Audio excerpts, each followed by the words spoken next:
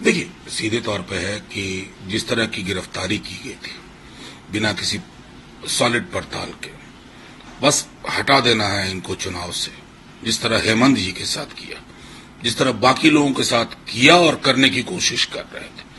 अब अरविंद केजरीवाल जी को मिली है बेहद खुशी है, कैंपेन में भी जान आएगी, और हेमंत जी को भी यथाशीघ्र अगर मिल जाए तो मैं समझता हूं झारखंड से भी इनका सुपड़ा साफ है। अमित शाह ने कहा कि अरविंद केजरीवाल प्रचार कर सकते हैं लेकिन लोग शराब घोटाले की जांच कर सकते हैं। अब अमित शाह जी खिसियानी बिल्ली खंभा नोचे, कुछ तो बोलेंगे। भाई भाजपा के नेता हैं, परेशान हैं, चुनाव हाथ से फिसल रहा है, तो उनकी टिप्पणी पर क्या टिप्पणी करूं? हमने तो, मेरे पास तो लंबी फेहरिस्त है कैसे आप अधिकारियों पर आप लोग दबाव बना करके कह देते को उठाओ उठाओ। ये रूल ऑफ लॉ नहीं हुआ करता है। Rule of law evidence based होता है। अपने मुखे कानून 6 बना दिया।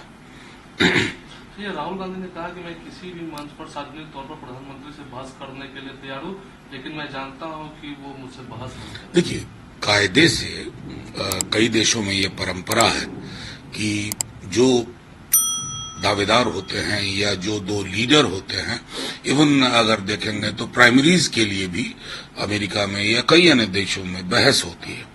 इस बहस से लोगों को समझने का मौका लगता है कि अलग अलग बिंदुओं पर क्या दृष्टिकोण है।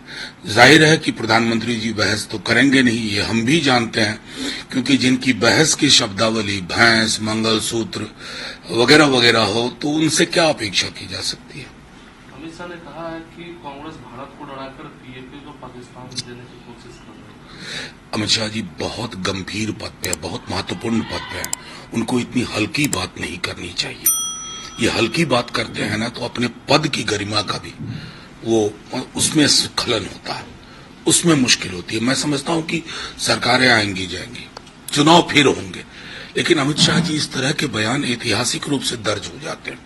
कृपा करके देश की अखंडता, उसकी सुरक्षा के मद्देनजर कोई ऐसी गलत बयानबाजी ना करें जिसे देश को पश्चाताप करना पड़े। केसीआर ने कहा क्षेत्रीय दल सरकार ना सकते, एनडीए या इंडिया को भी समर्थन हो। ये उनका विवेक है, लेकिन हमें अभी तक लग रहा है कि इंडिया गठबंधन को किसी बाहरी सपोर्ट की जरूरत नहीं पड़ेगी। ये अब तक के चरण से दस्तक।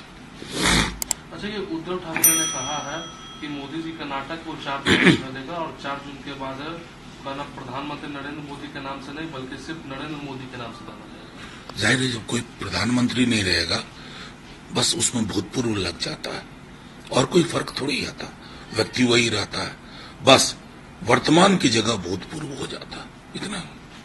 आज 4th फेज का अंतिम चुनाव का दिन है, प्रचार का क्या लगता है, क्या माहौल? देखिए, कल मैं खुद 2 क्षेत्रों से लौटा हूं। 3 चरण की जो हवा है ना वो धीरे धीरे और तेज हो रही है। तो हमें उम्मीद है कि लोग नौकरी के लिए वोट करेंगे। बिहार में तो खास तौर पर नौकरी मतलब तेजस्वी हो गया। आपको ये बताऊं, ये किताब चल रही है हर जगह, वचन पत्र। लोग इस पर, लोग थाली पे वोट करना चाह रहे हैं। लोग आसमानी मुद्दों पर नहीं करना चाह रहे हैं, जमीनी मुद्दों पर, संविधान की रक्षा के लिए, अपने रोजगार की रक्षा के लिए उस पर वोट कर रहे हैं।